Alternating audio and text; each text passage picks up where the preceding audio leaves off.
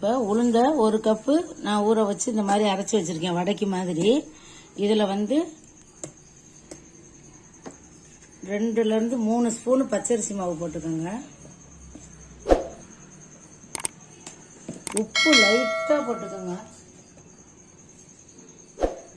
ஒரு சிட்டிகை உப்பு. ரொம்ப வடைக்கு மாதிரி போட்டுறக்கூடாது, ஏன்னா ஸ்வீட் கலக்கிறதுனால ரொம்ப உப்பு தேவைப்படாது.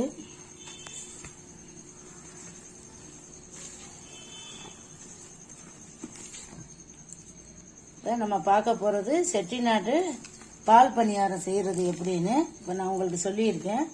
இந்த பதம் இருக்கணும், மாவு தண்ணியாக இருக்கக்கூடாது, எண்ணெயை குடிக்கும். இதை வந்து நீங்கள் சின்ன சின்ன உருண்டையாக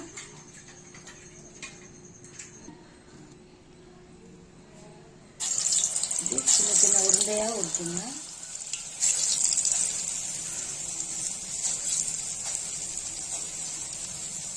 இந்த மாதிரி சின்ன சின்னதாக போடுங்க. அடுப்பு வந்து நல்லா ஹையில் இருக்கணும். உளுந்து வந்து ரொம்ப நைஸாக அரைக்கணும்.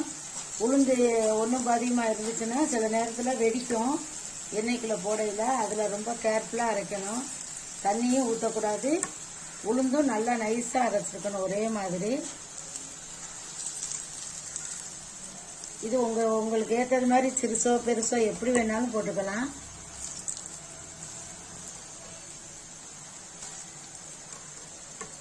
இது செட்டிநாட்டு டிஃபனு. செட்டிநாட்டு வகை டிஃபனில் பால் பணியாரமும் ஒன்று.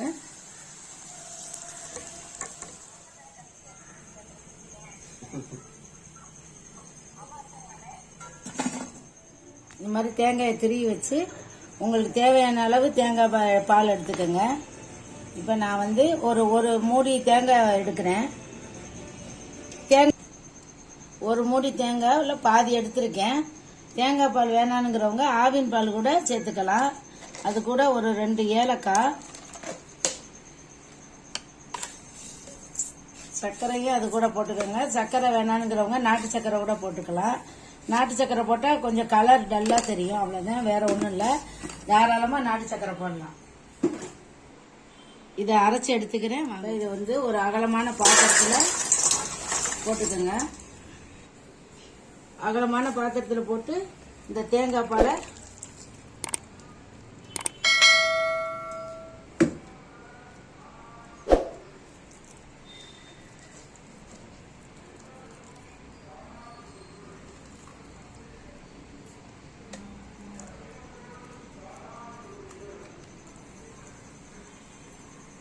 ரெண்டாவது முறையும் அந்த பால் எடுத்து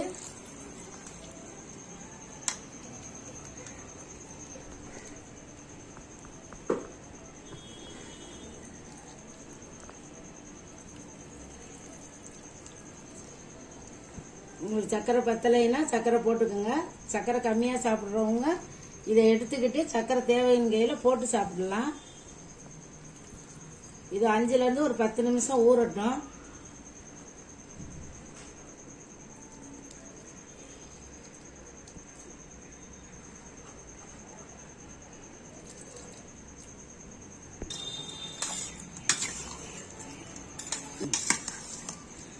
இந்த மாதிரி பால் நல்லா மிதக்கிற அளவுக்கு வச்சுக்கிட்டு இந்த மாதிரி 2 கிளறி விட்டுட்டு ஒரு 5 நிமிஷம் மூடி விட்டுருங்க.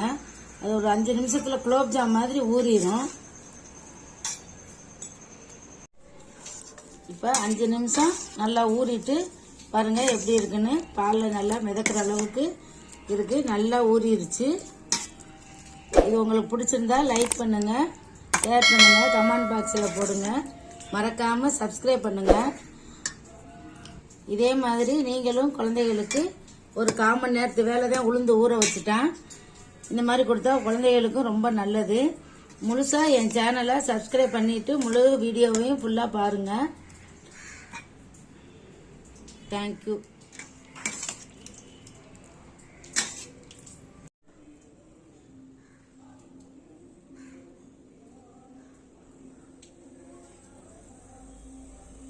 பால் பணியாரம் சாப்பிட்டு இதனுடைய டேஸ்ட்டை என் சேனலில் எல்லாரும் கமெண்ட் பாக்ஸில் போடுங்க. தேங்க்யூ.